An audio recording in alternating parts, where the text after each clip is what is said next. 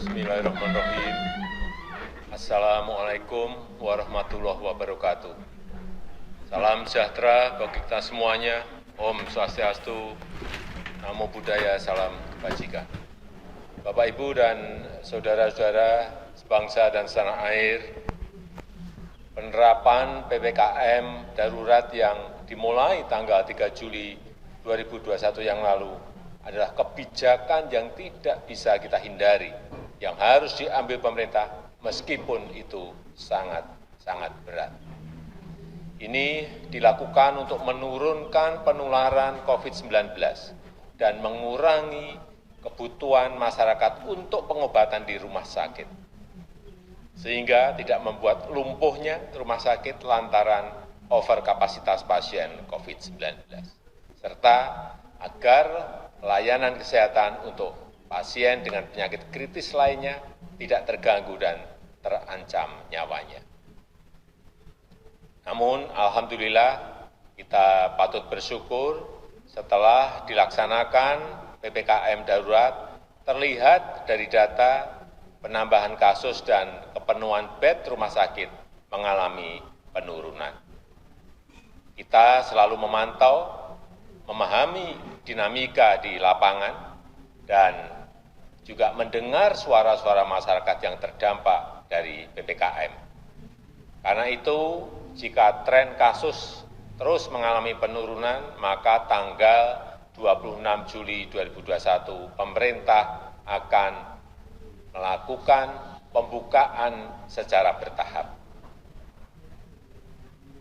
Pasar tradisional yang menjual kebutuhan pokok sehari-hari diizinkan dibuka sampai pukul 20 dengan kapasitas pengunjung 50%.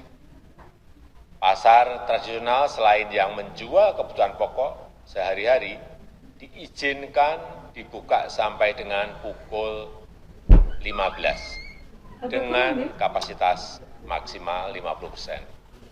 Tentu saja dengan penerapan protokol kesehatan yang ketat, yang pengaturannya akan ditetapkan oleh pemerintah daerah. Pedagang kaki lima, toko kelontong, agen atau outlet voucher, pangkas rambut, laundry, pedagang asongan, bengkel kecil, cucian kendaraan, dan usaha kecil lainnya yang sejenis diizinkan buka dengan protokol kesehatan ketat sampai dengan pukul 21 yang pengaturannya teknisnya akan diatur oleh pemerintah daerah.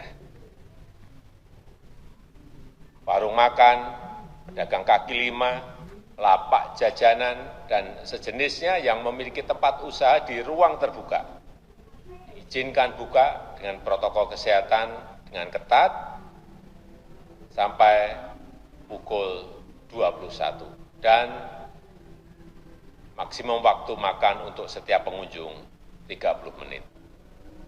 Sedangkan kegiatan yang lain pada sektor esensial dan kritikal, baik di pemerintahan maupun swasta, serta terkait dengan protokol perjalanan akan dijelaskan secara terpisah. Saya minta kita semuanya bisa bekerja sama, bahu-membahu untuk melaksanakan PPKM ini dengan harapan kasus akan segera turun dan tekanan kepada rumah sakit juga menurun. Untuk itu, kita semua harus meningkatkan kedisiplinan dalam menerapkan protokol kesehatan, melakukan isolasi terhadap yang bergejala, dan memberikan pengobatan sedini mungkin kepada yang terpapar. Pemerintah akan terus membagikan paket obat gratis untuk OTG dan yang bergejala ringan yang direncanakan sejumlah 2 juta paket obat. Lalu bagaimana bantuan untuk masyarakat yang terdampak? Untuk meringankan beban masyarakat yang terdampak, pemerintah mengalokasikan tambahan anggaran perlindungan sosial 55,21 triliun rupiah berupa bantuan tunai yaitu BST, BLT desa, kemudian kemudian PKH, juga bantuan sembako, bantuan kuota internet, dan subsidi listrik diteruskan.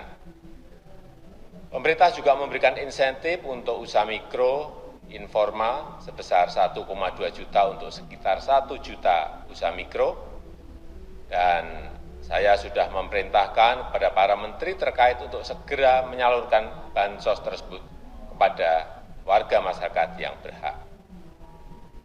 Saya mengajak seluruh lapisan masyarakat, seluruh komponen bangsa untuk bersatu melawan COVID-19 ini. Memang ini situasi yang sangat berat, tetapi dengan usaha keras kita bersama, insya Allah kita bisa segera terbebas dari COVID-19. Dan kegiatan sosial, kegiatan ekonomi masyarakat bisa kembali normal. Terima kasih. Wassalamualaikum warahmatullahi wabarakatuh.